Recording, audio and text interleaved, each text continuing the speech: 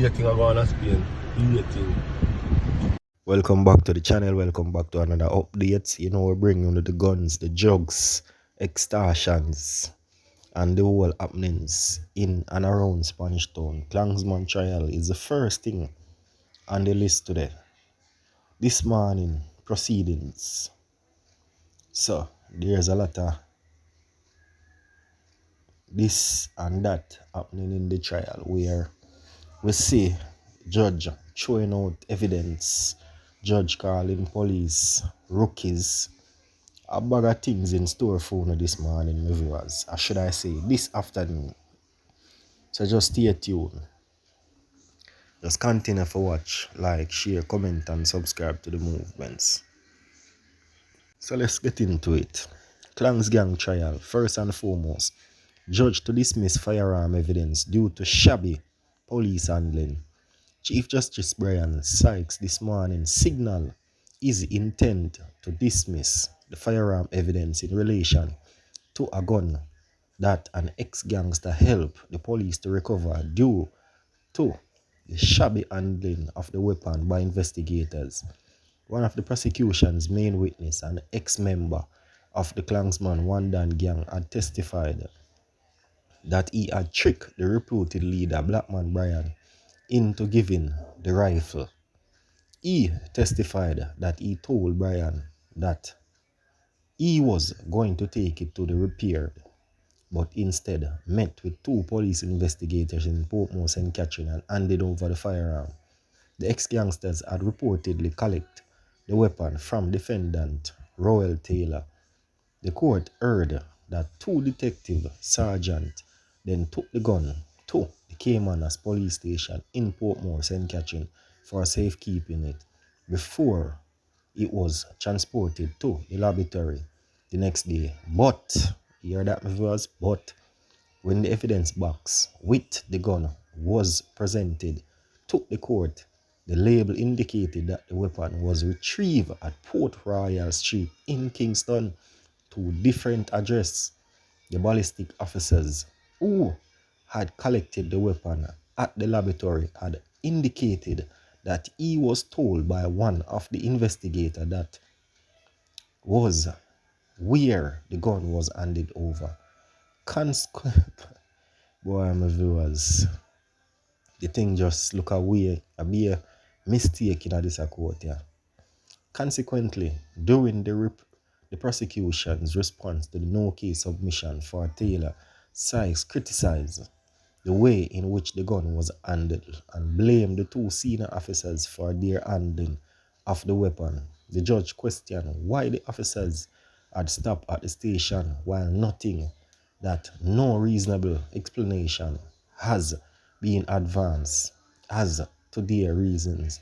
He also questioned why both went to the station had failed to properly label the weapon, which had no description, instead of leaving it up to an unknown station guard, while recalling the evidence of the lead detective that he had not placed any identifying mark on the weapon or had noted any unique markings. The judge said he cannot accept with a great degree of surety that it was the same weapon that the witness had handed over. Furthermore, Sykes noted that no record was available for the police station to confirm that the two officers had attempted on the station with the rifle.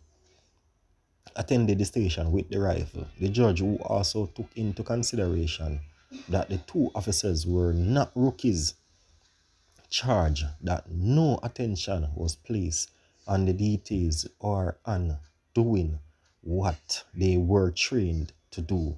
As a result, he told the prosecution, "Let me put you out of your misery. The evidence is not good enough," said Mr. Sykes himself in response to the weapon being placed into evidence. Some of you are in a case like these where pressuring on a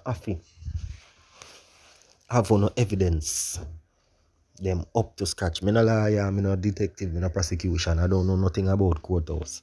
But all me know is the evidence of well prepare when you come in front any judge or jury. Can't come with shaky evidence for try send people go prison. But anyway, tomorrow proceedings will give you no more. Fire probe delay proceedings at St. Catherine Parish Court. Proceedings at the St. Catherine Parish Court were delayed today as the Jamaica Fire Brigade's yesterday's fire on the roof of the administrative building. This was confirmed by the news by the Director of the Court Administration, Trisha Cameron. Due to the probe, staff members were removed from the building and are awaiting further directives. However, personnel were allowed to retrieve files for a case before the court. Telika Alt, Commercial Service Manager at the Randy Memorial Building, Administrative Building, told the news that the premises was significantly affected by water damage, not fire, so that over 20 staff members would be part of the cleanup operation.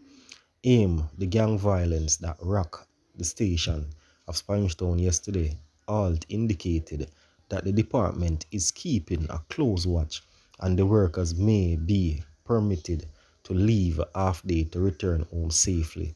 I have to think about my staff.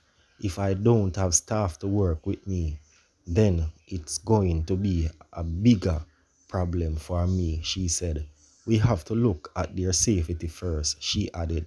No fire damage was sustained to the administrative building. The case of the fire is still unknown. See that, my viewers? A people like them here, we want to work with people who think about them staff. Because if there's no staff, there's no work. The boss alone can manage so much work. So staff come first. A whole heap of knockings and clappings at me yesterday. A whole heap of roadblock. A whole heap of thing we go on. So the people them want them staff to go home early so them can come back and work the next day. And so on and so forth. Man, taking out in Manchester after simple argument. An argument between two men at a shop in William Peace in the district of Manchester last night turned deadly. A man identified by the alias Floops died after being chopped. His attack is being sought by the police. His attacker is being sought by the police. The dispute escalated and Flux reportedly attacked the other man with a knife and injured him. The bleeding man, who is now a suspect in the investigation, reportedly ran from the shop to evade his attacker. However, Floops reportedly pursued the injured man to his home, where another confrontation ensued. During the ordeal, Floops sustained chop to the side of his head and later succumbs to his injury. Now tell me something now, my viewers and my subscribers them. You already injured the man. The man take himself to avoid you and to avoid of getting more injured.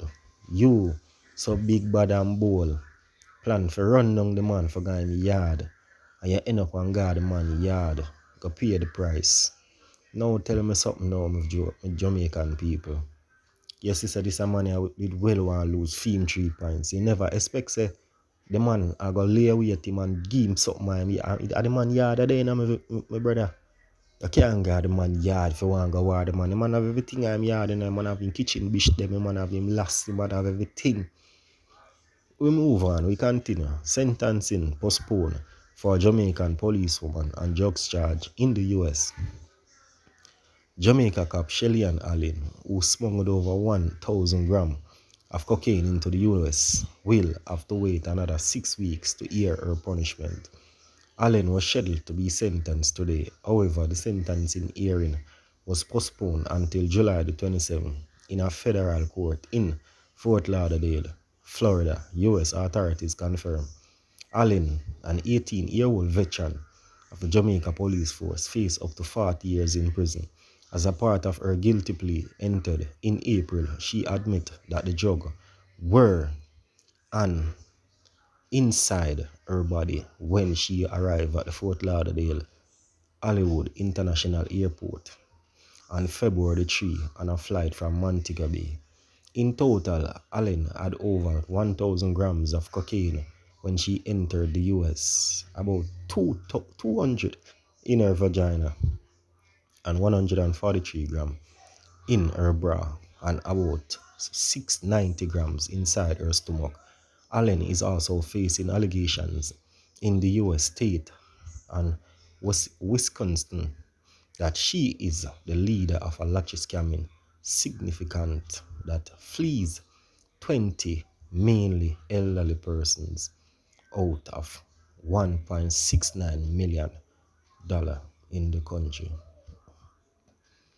Viewers, a lot of crazy things going on. Yeah man, a lot of crazy things are going on in a thing, my viewers.